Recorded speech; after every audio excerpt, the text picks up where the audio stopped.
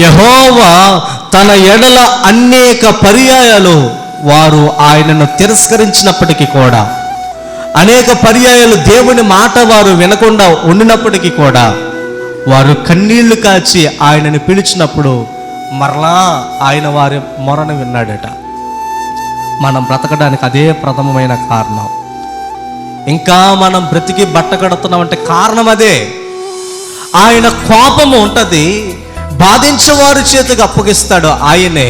ఆ బాధించు వారి చేతుల్లో భరించలేక కన్నీళ్లు కాచి దేవుడికి మొరపెడితే మరలా ఆయన తాను పెట్టినటువంటి బాధ నుంచి విడిపిస్తాడు. దేవునికి స్తోత్రం. అందుకు మనం దేవుని సన్నిధిలో నిత్యము నిందారహితులుగా ప్రభుని ఘనపరచాలి, కృతజ్ఞతాస్తుతులతో ఆయన నామాన్ని హెచ్చించాలి. ఇశ్రాయేలీయుల దేవుడే స్తుతి నందునుగాక.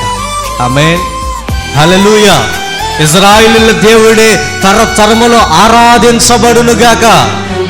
ఎందుకనగా ఆయన నామము శక్తివంతమైన నామము, ఆయన నామం బలమైన నామము. ఆయన నామములో అద్భుత కార్యాలు జరుగుతాయి. మనం బాధపడినప్పుడు కన్నీరు కారిస్తే మరలా ఆయనే ఆ బాధ నుండి మనల్ని విడిపిస్తాడట.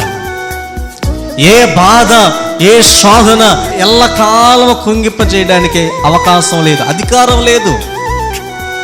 ఈరోజు మిమ్మల్ని వెంటాడే ఏ బాధ మీతో పాటే ఉండడానికి దేవుడు దానికి అధికారం ఇవ్వలా.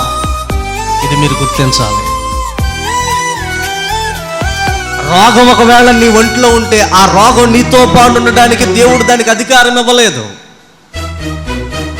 కుటుంబంలోటువంటి సమస్యలు, వ్యతిరేకతలు, ఆందోళన కలిగించేటువంటి పరిస్థితులతో నీ గుండె ఒకవేళ విలవిల్లాడిపోతుంటే దేవుడు దాన్ని అలాగే ఉండడానికి అధికారం ఇవ్వలా.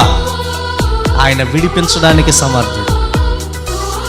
ఆయనకు బాధ కలిగించినప్పుడు ఆయన ఆజ్ఞలను వ్యతిరేకంగా మన చర్యలు దేవునికి కోపాన్ని పుట్టించినప్పుడట దేవుడు దాన్ని మన మీదకి రప్పిస్తున్నాడు. మరలా మనం కన్నీరు కాచి యెహోవాకు మొరపెట్టినప్పుడు ఆయన కృపావాత్సల్యము కలిగిన వాడై తాను చేసిన వాగ్దానాన్ని జ్ఞాపకం చేసుకుంటాడు.